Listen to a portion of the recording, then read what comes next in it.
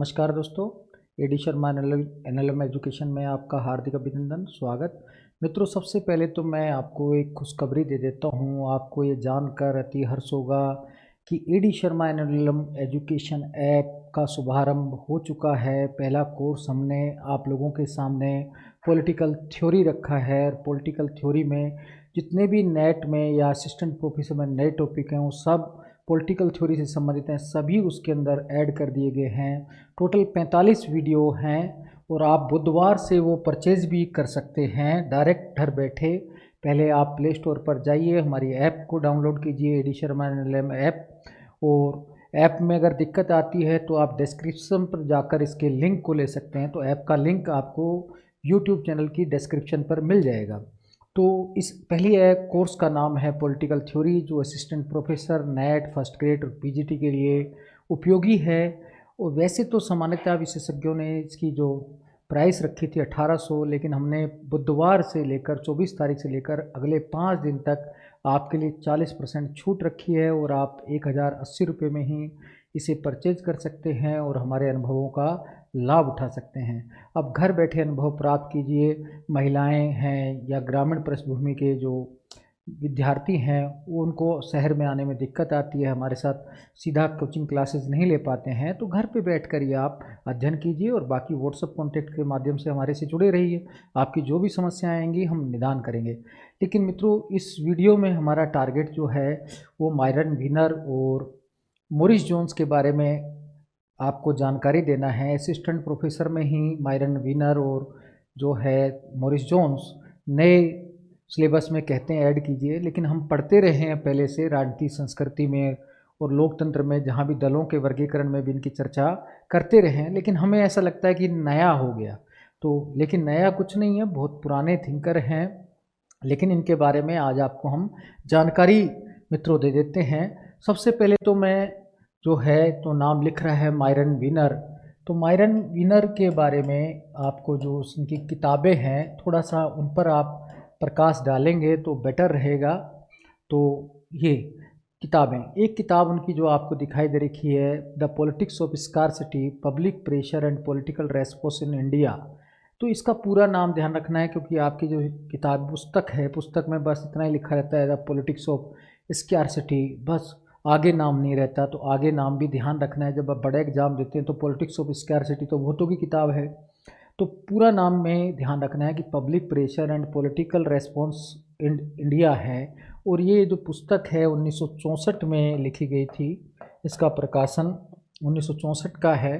तो दूसरी जो उनकी किताब है ना, जोसेफ ला पलम्बरा के साथ मिलकर लिखी थी, जिसमें दलों की उत्पत्ति के सिद्धांत और दलों का वर्गीकरण किया था। इस किताब का नाम है political parties and political development. ये 1966 की किताब है।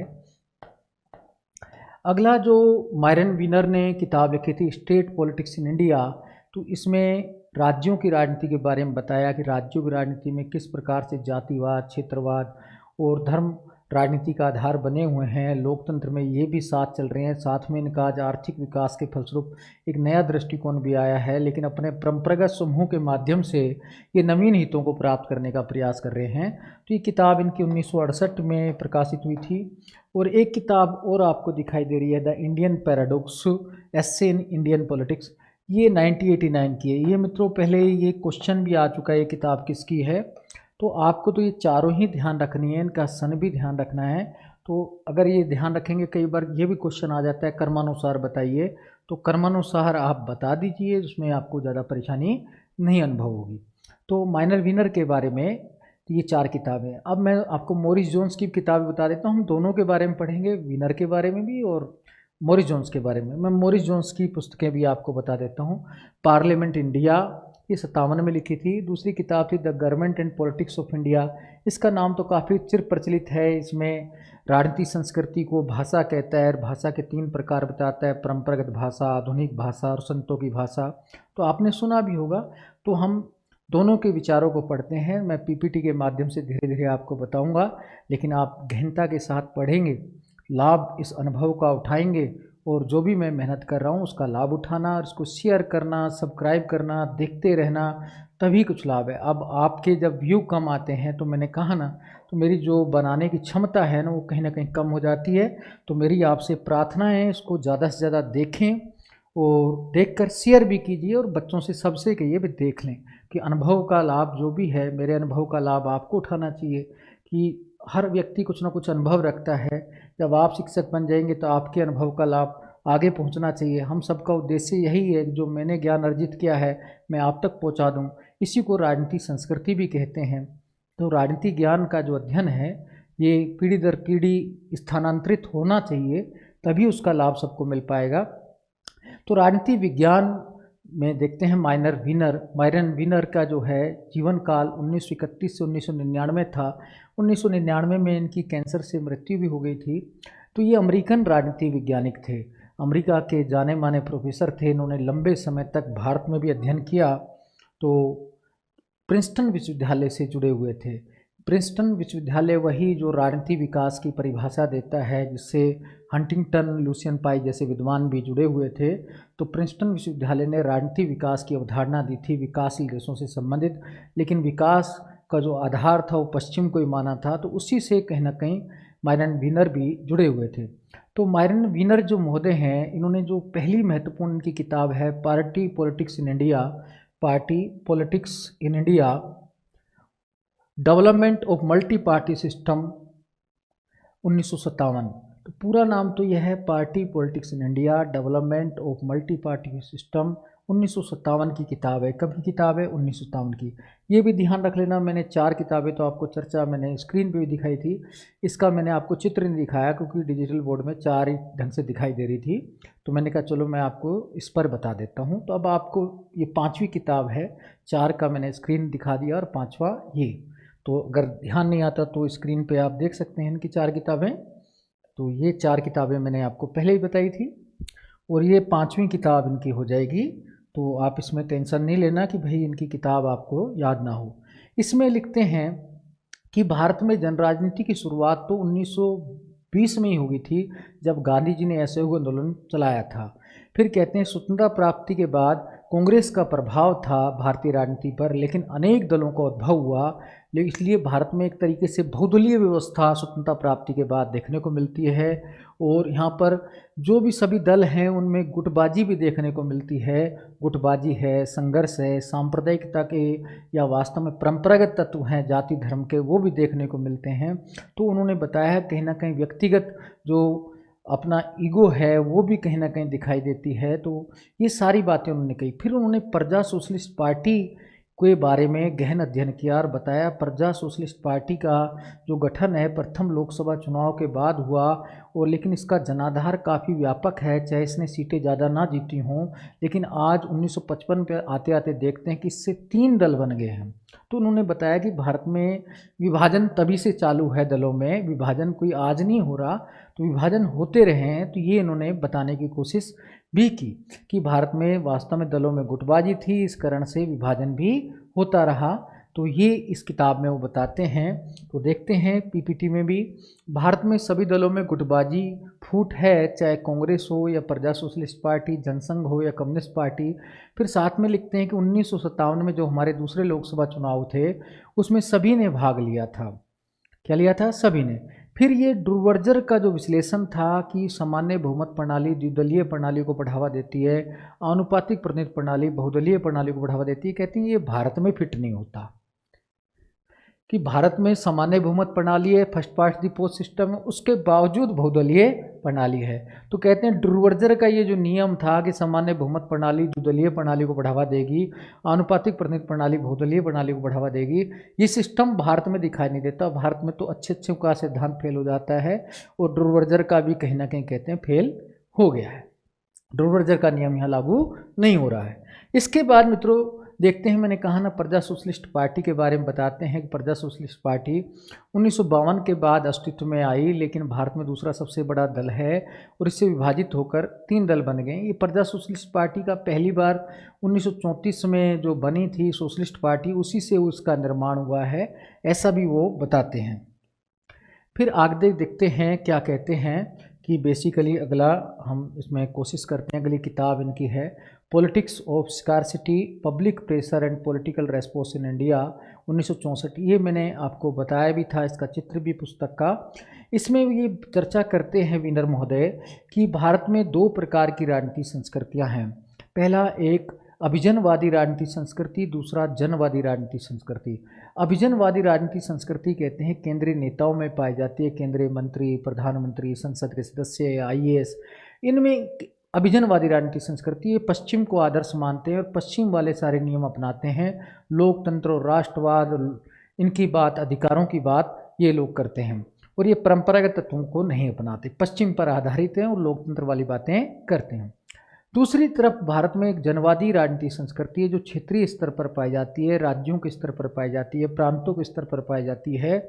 उसमें जाति धर्म का प्रभाव देखने को मिलता है, परंपरागत तत्वों का प्रभाव देखने को मिलता है। वो कहते हैं जनवादी राजनीतिक संस्कृति में परंपरागत तत्वों का प्रभाव ज़्यादा है, जाति धर्म का प्रभाव ज़्यादा देखने को मिलता है और ऐसी बातें ज़्यादा राजनीति में हावी होती हैं। यानी कि मतदान भी यहाँ जाति के आधार पर होता है, धर्म के आधार पर होता है। लेकिन अभिजनवादी लोग जो हैं वो पश्चिमी लोकतंत्र को अपनाते हैं और राष्ट्रवाद की बात करते हैं कि जो केंद्र में संसद में बैठे हैं वो ऐसी बातें करते हैं लोकतंत्र की, राष्ट्रवाद की, पश्चिम की। और जो राज्य स्तर पर, प्रांतों के स्तर पर लोग बैठे हैं वो जाति और धर्म को लेकर आगे चलते हैं, परंपरागत मूल्यों को लेकर आगे चलते हैं। तो ऐसा बेसिकली इन्होंने विभाजन इस पुस्तक में किया था, तो ये आपको ध्यान देना चाहिए। आगे मित्रों देखते हैं कि फिर उन्होंने ला पलुम्बरा के साथ मिलकर एक किताब लिखी थी 1966 में, political parties and political development. इसमें दलों की उत्पत्ति के बारे में संकट का सिद्धांत देते हैं। दलों की उत्पत्ति के बारे में कौन सा सिद्धांत देते हैं? संकट का सिद्धांत।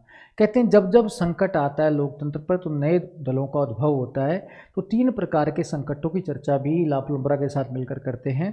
पहला ऐतिहासिक संकट का सिद्धांत, दूसरा वैधता का संकट का सिद्धांत, तीसरा सहभागिता के संकट का सिद्धांत। ऐतिहासिक संकट का सिद्धांत है अगर कोई संस्कृति पर संकट आता है, यानी कि जब कोई संस्कृति को छिन्न भिन्न करने की कोशिश करता है तो बेसिकली नए दल का निर्माण होता है। तो इसमें उदाहरण भी वो झारखंड का बेसिकली देते हैं कि जब झारखंड में बाहरी लोगों का प्रवेश होने लगा तो वो अपनी संस्कृति को कहीं ना कहीं धूमिल करता महसूस करते हैं, इसलिए नए दल बन गए, झारखंड मुक्ति मोर्चा।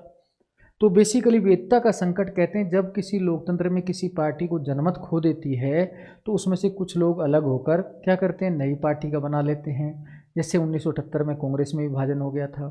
तीसरा सहभागिता का संकट बताते हैं। सहभागिता के संकट में कहते हैं अगर किसी दल में किसी नेता को या किसी समुदाय को पर्याप्त प्रतिनिधित्व नहीं मिलता है तो वो क्या करते हैं, अपना अलग दल बना लेते हैं। तो वास्तव में भारत में जो क्षेत्रीय दल हैं बहुत हद तक कांग्रेस से अलग होकर बने हैं या कुछ बीजेपी से भी अलग बने हैं। तो ये सहभागिता का संकट है। कोई नेता चाहता है जब उसकी भागीदारी नहीं होती है तो वो अपना अलग दल बना लेता है। तो इसके बाद वो दलों के वर्गीकरण पर भी चर्चा करते हैं ला पलुम्बरा में, और दलों को दो भागों में बांटते हैं। मित्रों ये टेबल थोड़ा ध्यान से देखनी है आपको, टिपिकल नहीं है लेकिन आप थोड़ा ध्यान से देखेंगे, मैं दो बार बता दूंगा। दलों को दो भागों में बांटते हैं, प्रतियोगी और अप्रतियोगी। प्रतियोगी दल वो होते हैं जहाँ प्रतियोगिता होती है, यानी कि द्विदलीय या बहुदलीय व्यवस्था। अप्रतियोगी में एक दलीय व्यवस्था होगी। इसमें क्या होगा, द्विदलीय या बहुदलीय। यहाँ पर देखेंगे हमें दो सिस्टम देखने को मिलेंगे, द्विदलीय या बहुदलीय। और यहाँ पर देखेंगे अप्रतियोगी में एक दलीय मिलेगा। एक दल में प्रतियोगिता होती नहीं है, यहाँ पर एक दलीय सिस्टम देखने को मिलेगा। फिर प्रतियोगी को भी ये दो भागों में बांटते हैं, अधिपत्य उलटनीय। अधिपत्य का मतलब जहाँ स्थिर हो। स्थिर कौन सा रहता है, जहाँ टू पार्टी सिस्टम हो, यानी कि द्विदलीय पद्धति हो। फिर कहता है द्विदलीय पद्धति भी दो प्रकार की है, वैचारिक जो विचारधारा पर आधारित है, फलमूलक जो विचारधारा पर आधारित नहीं है। कहते हैं द्विदलीय जो इंग्लैंड की राजनीतिक दलीय व्यवस्था है वो विचारधारा पर आधारित है, जबकि अमेरिका की विचारधारा पर आधारित नहीं है, इसलिए फलमूलक है। तो मित्रों ये आपको समझ हो गया। प्रतियोगी में पहला आधिपत्य वाला प्रकार बताता है स्थिर, और स्थिर को भी फिर दो भागों में आधिपत्य को बांटता है, वैचारिक और फलमूलक। वैचारिक का उदाहरण यूके को बताता है और फलमूलक का उदाहरण यूएसए को बताता है। फिर दूसरा बताता है उलटनीय। उलटनीय का मतलब है जहाँ अस्थिरता रहती है। स्थिरता रहेगी तो वहाँ मल्टी पार्टी सिस्टम होगा। तो यहाँ पर मल्टी पार्टी सिस्टम देखने को मिलेगा। तो मल्टी पार्टी सिस्टम ये कहाँ कहाँ देखने को मिलता है, कहता है वैचारिक रूप से देखें तो फ्रांस इटली जैसे देशों में देखने को मिलता है। फ्रांस, इटली यहाँ पर पश्चिमी यूरोप के जो देश हैं उनमें देखने को मिलेगा। फल मूलक कहते हैं भारत जैसे विकासशील देशों में देखने को मिलेगा। क्यों कहते हैं विचारधारा रहती है, बहुदलीय व्यवस्था भी पाई जाती है फ्रांस इटली में, साथ में विचारधारा भी रहती है। तो कहते हैं उनमें विचारधारा के आधार पर दलों में कठोर विभाजन भी कहते पाया जाता है, तो जिसको आमंड वगैरह आगे चलकर उप संस्कृतियाँ भी नाम दे देते हैं। तो ये ध्यान में रखना है। तो कहता है यहाँ विचारधारा के आधार पर दलों में कठोर विभाजन पाया जाता है, तो विचारधारा का महत्व रहता है। जबकि भारत जैसे विकासशील देश हैं जो वहाँ बहुदलीय व्यवस्था पाई जाती है, लेकिन अवसरवादिता रहती है, कोई भी दल किसी भी दल के साथ जुड़ जाता है। हमारे यहाँ होता भी यही है। आप देखेंगे कि वास्तव में छोटे छोटे दल हैं वो बीजेपी के साथ भी जुड़ जाते हैं और कांग्रेस के साथ भी जुड़ जाते हैं। तो केंद्र में गठबंधन में आप देख सकते हैं वो उसमें भी शामिल होते हैं। नीतीश कुमार जी का देख लीजिए, चाहे बाकी अन्य दल देख लीजिए, वो कब किसके साथ समझौता कर लें वो महत्व नहीं रखता। पहले लालू जी के साथ भी जुड़े हुए थे नीतीश कुमार जी, अब बीजेपी के साथ जुड़ गए हैं। तो हमारे यहाँ दल कौन सा किसके साथ, शिवसेना एक आदर्श उदाहरण है। शिवसेना आप देखते हैं पहले बीजेपी के साथ थी, आजकल कांग्रेस के साथ है महाराष्ट्र में।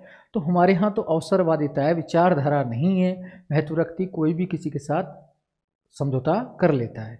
तो हमारे यहाँ फलमूलक वाला जो है वो है। फिर अप्रतियोगी में वो 3 प्रकार के बताते हैं। एक दल प्रभावी जो 1967 तक भारत में ही थी, कहते हैं कांग्रेस वाला प्रभाव वाला। एक दल निरंकुश और एक दल सर्वाधिकारवादी। एक दल सर्वाधिकारवाद का उदाहरण आपको जो है कि साम्यवादी देशों में मिलेगा, जैसे चीन में। तो ये पूरा वो बताने की कोशिश करते हैं। तो मित्रों मैं एक बार फिर बता देता हूँ आपको, इसमें अगर टेंशन होती है तो वीनर लापलम्बरा के साथ मिलकर दलों को 2 भागों में बांटते हैं, प्रतियोगी अप्रतियोगी। फिर प्रतियोगी को फिर 2 भागों में बांटते हैं, अधिपत्यी और उल्टनीय। अधिपत्य का मतलब जहाँ स्थिरता हो, 2 पार्टी सिस्टम हो। उलटने का मतलब जहाँ अस्थिरता है, मल्टी पार्टी सिस्टम है। फिर अधिपत्य को 2 भागों में बांटते हैं, वैचारिक फलमूलक। वैचारिक का मतलब है जहाँ विचारधारा हो, 2 दल हों और विचारधारा पर 2 दलों का मतलब है 2 दलों का प्रभाव हो। तो ऐसा है इंग्लैंड में पाया जाता है, यूके में 2 दल हों विचारधारा पर आधारित नहीं हो। ऐसा कहाँ है, अमेरिका में। उसके बाद जो मल्टी पार्टी सिस्टम वाले अस्थिर हैं, उल्टनीय हैं, ये भी 2 प्रकार के हैं, वैचारिक फलमूलक। वैचारिक वाला जो मल्टी पार्टी सिस्टम देखने को मिलता है वो फ्रांस में देखने को मिलेगा, इटली में देखने को मिलेगा, पश्चिमी यूरोप के देशों में देखने को मिलेगा। और जो मल्टी पार्टी सिस्टम वाला फलमूलक है, विचारधारा रहित है, वो हमें भारत जैसे विकासशील देशों में देखने को मिलेगा। वहाँ दल क्या करते हैं, अवसरवादिता पर आधारित किसी से समझौता कर लेते हैं। तो ये सारी बातें आपको ध्यान में रखनी है। अप्रतियोगी में वो 3 प्रकार के दल शामिल करते हैं, एक दल प्रभावी, एक दल निरंकुश और एक दल सर्वाधिकारवादी। तो ये जो माइनर वीनर ने जो डोवर्जर बेसिकली लापलम्बरा के साथ वर्गीकरण किया, तो यहाँ से क्वेश्चन आएगा तो मित्रों आप हल कर देंगे, मुझे विश्वास है आपकी योग्यता पर, आपके अनुभव पर। फिर क्या है, ये बेसिकली वीनर महोदय भारत में दबाव समूहों का भी अध्ययन करते हैं, उनके बारे में थोड़ी चर्चा करते हैं और बताते हैं कि भारत में 2 प्रकार के दबाव समूह हैं, परंपरागत और आधुनिक। और परंपरागत दबाव समूह का बंगाल में विशेष अध्ययन भी करते हैं और उनके एग्जाम्पल भी देते हैं। फिर इनकी एक अलग किताब है, ये बुक है स्टेट पॉलिटिक्स इन इंडिया। इसका मैंने आपको चित्र भी बताया था। इसमें बताते हैं भारत में जो राज्यों की राजनीति है उसमें परंपरागत तत्वों का प्रभाव ज़्यादा है और वो साथ में लोकतांत्रिक प्रक्रिया भी अपना रहे हैं। तो लोकतंत्र में परंपरा का समन्वय दिखाई दे रहा है। तो ऐसा बेसिकली वीनर महोदय बोलते हैं। फिर इन्होंने जो अगली किताब मित्रों लिखी है 1978 में, son of soils migration and ethnic conflict in India. तो सन ऑफ सोयल का मतलब है धरती पुत्र की अवधारणा, धरती पुत्र का मतलब है क्षेत्रवाद की अवधारणा, जिसमें कहा जाता है कि हम इस भूमि के मूल निवासी हैं, यहाँ के संसाधनों पर पहले हमारा अधिकार होना चाहिए।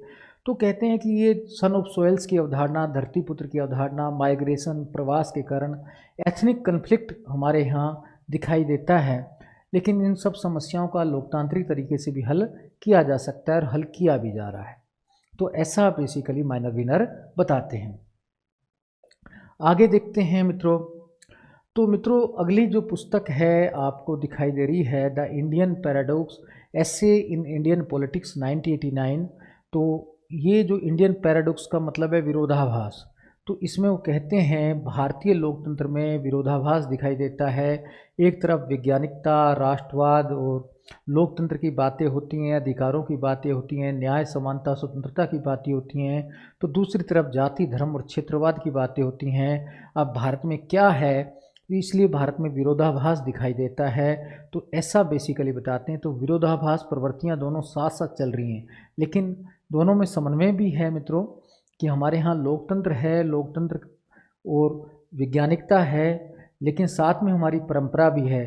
तो हमारे यहाँ दोनों चीज़ों में समन्वय है।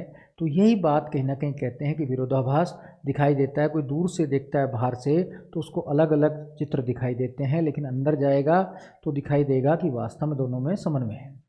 इस पुस्तक का जो संपादन किया था वो आशुतोष वार्ष्णेय ने किया था। आशुतोष वार्ष्णेय बहुत बड़े प्रोफेसर हैं कोलंबिया यूनिवर्सिटी के, और उन्होंने माइनर वीनर के बारे में काफ़ी रिसर्च भी किया है। तो मित्रों, इनकी यूट्यूब पर जाएंगे तो आपको वीडियो भी दिखाई देंगी, आप अच्छे से सुन सकते हैं। इन्होंने अभी इनकी मोदी सरकार ने भी आलोचना की थी जब इन्होंने सीए जैसे कानून का विरोध किया था। तो ये बेसिकली कहते हैं कि भारतीय जो संविधान है वो पंदरपेक्ष है, इसलिए इसमें परिवर्तन संभव नहीं है। इन्होंने भारत के बारे में बहुत गहन अध्ययन किया और बताया भी कि भारत में जो संविधान है वो पंदरपेक्षता पर आधारित है, भारत का लोकतंत्र अद्भुत है। तो भारत में हर कुछ कार्य संविधान पर आधारित होते हैं और न्यायपालिका भी स्वतंत्र है। तो इन्होंने पूरा माइनर वीनर और भारतीय राजनीति का समय समय पर अध्ययन करते रहते हैं। तो आप किसी भी यूट्यूब चैनल पर जाएंगे तो खाली आशुतोष वार्ष्णेय टाइप करेंगे तो आपके सामने इनकी बहुत सारी वीडियो भी आएंगी, और उससे आप सबक भी ले सकते हैं कि इनके विचारों को भी जान सकते हैं। तो इनके विचार वही रजनी कोठारी जैसे लोगों के समकक्ष ही हैं। जो माइनर वीनर के विचार हैं उन्हीं के समकक्ष हैं। ये उदारवादिता अपनाते हैं, भारतीय लोकतंत्र में उदारवादिता का समन्वय करते हैं। साथ में इनका कहना ये भी है कि भारत में जो विद्वान हैं जैसे सलमान रुश्दी है, एम.एफ. हुसैन है, ऐसे जो विचारक जो कुछ वैज्ञानिकता की बात कर जाते हैं या तो धर्म से थोड़ा परे हटकर बात कर जाते हैं, तो उनको संरक्षण नहीं दिया जाता विद्वानों को। तो ये भी इन्होंने कहा था, तो भाई उनको संरक्षण भी मिलना चाहिए, ऐसा इनका कहना है। देखो, बुद्धिजीवी तो अपने विचार रखता है मित्रों, मैं भी अपने विचार रखता हूँ कई बार। अब जो बुद्धिजीवी का जो दिमाग होता है वो आज से आगे 20 साल तक चलता है, लेकिन अब जो सामान्य व्यक्ति रहता है उसका दिमाग आज पर ही, वर्तमान पर ही टिका रहता है। इसलिए कहीं ना कहीं उनके विचारों में एक बड़ी खाई और अंतर दिखाई देता है, इसलिए विरोधाभास होता है। कोई ये समझने को तैयार नहीं होता कि भाई ये बुद्धिजीवी है तो ये लंबी बात कर रहा है, बस यहाँ पर विरोधाभास हो जाता है। बाकी आशुतोष वार्ष्णेय जी के विचार आप देखेंगे तो आपको काफ़ी इनसे भी लाभान्वित होंगे, लेकिन यहाँ ध्यान रखना कि इस पुस्तक का संपादन इन्होंने किया है, इतना आपको याद रहना चाहिए। अब मित्रों, मैं आपको मॉरिस जोन्स के बारे में बता देता हूँ।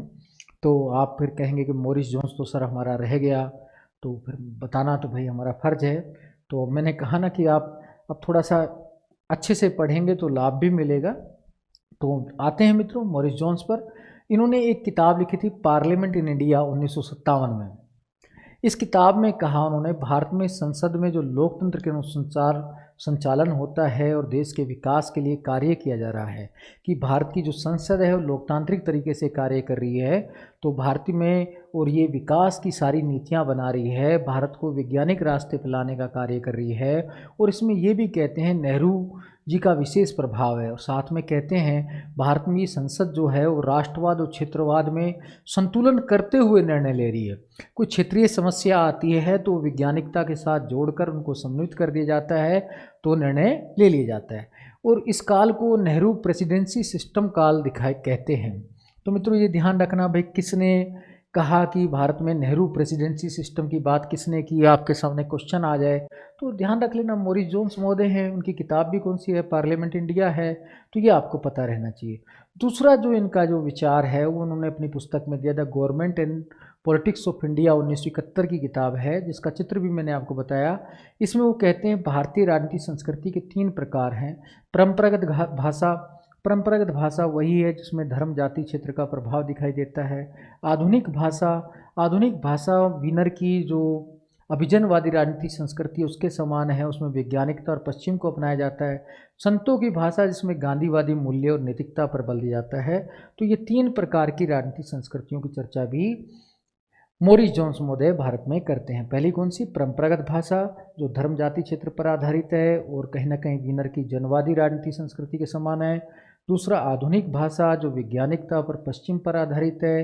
जो वीनर की अभिजनवादी राजनीतिक संस्कृति के समान है। तीसरी संतों की भाषा, जो बेसिकली गांधीवादी मूल्य नैतिकता पर आधारित है। देखें इस प्रकार से तो ये राजनीतिक संस्कृति के लिए भाषा शब्द का प्रयोग कर देते हैं, तो ये आपको ध्यान रखना चाहिए। आगे भी मित्रों देखते हैं कि इन्होंने सहकारी संघवाद है भारत में कहते हैं, लेकिन उसमें रूप कौन सा बताते हैं, सौदेबाजी का संघवाद। तो बार्गेनिंग फेडरलिज्म की बात करते हैं, कहते हैं सहकारी संघवाद है लेकिन उसमें भी एक विशेष रूप है सौदेबाजी का संघवाद। उसमें उदाहरण देते हैं, ये कहते हैं जैसे योजना आयोग में विवाद होने पर दूर करने का प्रयास किया जाता है। पर जैसे योजना आयोग में अगर कोई विवाद हो जाता है, कहीं क्षेत्रीय असंतुलन हो जाता है, तो वो राज्य का मुख्यमंत्री आवाज़ उठाता है, तो वो फिर जैसे आवाज़ उठाता है तो उसको तुरंत दूर कर दिया जाता है। तो कहता है एक तरीके से यहाँ सौदेबाजी सी दिखाई देती है क्षेत्र में और केंद्र में योजना आयोग के मुद्दों को हल करने में। तो ये बेसिकली ये कहते हैं। फिर वो कांग्रेस को ग्रेट एजुकेटर कहते हैं। अब ये भी ध्यान रखना मित्रों, किसने कहा था सौदेबाजी का संघवाद, तो आपने पुराना है, आपको कई किताबों में मिल भी जाएगा। कांग्रेस इज ग्रेट एजुकेटर, तो ये किसने कहा, एजुकेटर शिक्षक, यानी कि ये कौन कहता है, ये भी मॉरिस जोन्स ही कहते हैं। कहते हैं लोकतंत्र के अनुकूल यहाँ पर विभिन्न जातिक, धार्मिक, क्षेत्रीय समूहों और राष्ट्रवाद में लोकतांत्रिक संतुलन स्थापित करने का कार्य कांग्रेस करती है। कांग्रेस में यानी कि क्षेत्रीय मुद्दे और राष्ट्रीय मुद्दे दोनों में समन्वय किया जाता है, लोकतंत्र और परंपरा में समन्वय किया जाता है, आधुनिकता और परंपरा में समन्वय का काम कांग्रेस पार्टी करती है और लोकतांत्रिक तरीके से करती है। ग्रेट एजुकेटर है, एक महान शिक्षक की तरह कार्य कर रही है। तो ये भी इन्होंने मित्रों कहा। इसके बाद इन्होंने पंचायती राज प्रणाली के बारे में चर्चा की। इन्होंने कहा भारत में पंचायती राज जो प्रणाली है ग्रामीण क्षेत्र में विकास के लिए शांतिपूर्ण क्रांति का कार्य कर रही है। किसका कार्य कर रही है, शांतिपूर्ण क्रांति का। फिर 1967 में जो भारतीय राजनीति में परिवर्तन आए, आपको पता है हरित क्रांति के बाद जब चौथे आम चुनाव हुए तो अनेक क्षेत्रीय दलों का उद्भव हुआ था जो जाति धर्म क्षेत्र पर आधारित थे, और इनका कहीं ना कहीं इनको बहुमत भी प्राप्त हुआ था, जनमत की शक्ति भी प्राप्त हुई थी और अनेक राज्यों में क्षेत्रीय दलों की सरकार भी बनी थी। तो इस पर भी चर्चा करते हैं। कहीं ना कहीं मॉरिस जोन्स बताते हैं कि भारत में एक परिवर्तन की लहर दिखाई देती है। तो कहीं ना कहीं ये इस प्रकार की जो क्षेत्रीय मुद्दे प्रभावी हो रहे हैं, इनका मूल उद्देश्य है कि क्षेत्रीय मुद्दे और आर्थिक मुद्दे दोनों जुड़े हुए हैं और दोनों को समन्वित करके ही ये लोग आगे बढ़ने का प्रयास कर रहे हैं। तो ऐसा मित्रों मॉरिस जोन्स कहते हैं। तो मित्रों मैंने आपको आज माइनर विनर बताया, मॉरिस जोन्स बताया। आगे भी मैं वीडियो बनाता रहूँगा, आप वो टेंशन नहीं लेना कि भाई आपको नहीं कोई वीडियो नहीं मिलेंगे। मैं जो भी तुलनात्मक राजनीति के टॉपिक हैं उनसे संबंधित भी, थिंकर से संबंधित भी, सब जगह आपका हर संभव प्रयास करूँगा। तो आप उसमें तनाव नहीं लेना कि भाई ऐप चालू हो गया तो अब वीडियो इसमें बंद हो जाएंगे, वीडियो भी जारी रहेंगे। ऐप का तो यह है कि भाई सीधे जो आसानी से काम करना चाहता है वो करे, और ऐप भी कोई बहुत महंगा मैंने नहीं रखा है। मेरा उद्देश्य यही है कि गुणवत्ता युक्त सामग्री प्रत्येक विद्यार्थी तक सरलता और सहजता के साथ पहुंचाई जाए, क्योंकि मित्रों हर व्यक्ति कोचिंग नहीं कर सकता है और आज बड़े बड़े एग्जामों में प्रतियोगिता बहुत ही कड़ी है। इसलिए आवश्यकता इस बात की है कि हम गहन अध्ययन करें। तो मैंने कहीं भी आपके लिए कोई भी ऐप महंगी नहीं रखी है। तो मैं हमेशा आपके ये बिल्कुल रिलायबल और निश्चित कीमतों पर ही सारे कोर्सेज रखूँगा, पॉलिटिकल थ्योरी हो या किसी भी सब्जेक्ट का हो। पॉलिटिकल साइंस में तो पॉलिटिकल थ्योरी का भी ऐप आया है, फिर कंपैरेटिव पॉलिटिक्स का आपके सामने भी आएगा, फिर वेस्टर्न थिंकर का भी आएगा, आईआर का भी आएगा, कॉन्स्टिट्यूशन का भी आएगा। तो इसमें बहुत ज़्यादा महंगा नहीं रखना है हमें, और आपको चॉइस भी मिलेगी आप कौन सा पोर्शन लें। तो आप मित्रों इसको आसानी से इसको परचेज़ कर लें, ऐप को डाउनलोड रखें, इससे आपको लाभ मिलेगा। आसानी से घर कोचिंग आने से छुटकारा मिलेगा और घर पर सारी फैसिलिटियाँ मिलना शुरू हो जाएंगी। तो भाई लगातार मेरे संपर्क में रहना, जयपुर में कमरा लेकर रहना। एक कमरे का किराया ही 5-5 हज़ार रुपये महीना होता है, तो बहुत टिपिकल और महंगा हो जाता है, हर आदमी अफोर्ड नहीं कर पाता है। तो अब उसकी मैं कहता हूँ इस ज्ञान की क्रांति में, सूचना क्रांति के युग में ज़रूरत भी ज़्यादा नहीं रही है। तो आप इस ऐप को डाउनलोड कीजिए और पॉलिटिकल थ्योरी का कोर्स 24 तारीख से आपके सामने ओपन हो जाएगा, और आप इसको तुरंत परचेज करके बिल्कुल पढ़ना शुरू कर दीजिए। बार बार देखिए, जैसा मैंने कहा एक वीडियो को एक नंबर से देखिए, और इसके लिए एक स्पेशल वीडियो भी बनाई है, उसको भी देख लेना कैसे पढ़ना है और कौन कौन से टॉपिक हैं। तो वो पूरा पॉलिटिकल थ्योरी पे 45 वीडियो में क्या क्या टॉपिक हैं पूरी जानकारी दी गई है। इसी के साथ मैं आज आपसे विदाई चाहता हूँ। धन्यवाद। जय हिंद, जय भारत।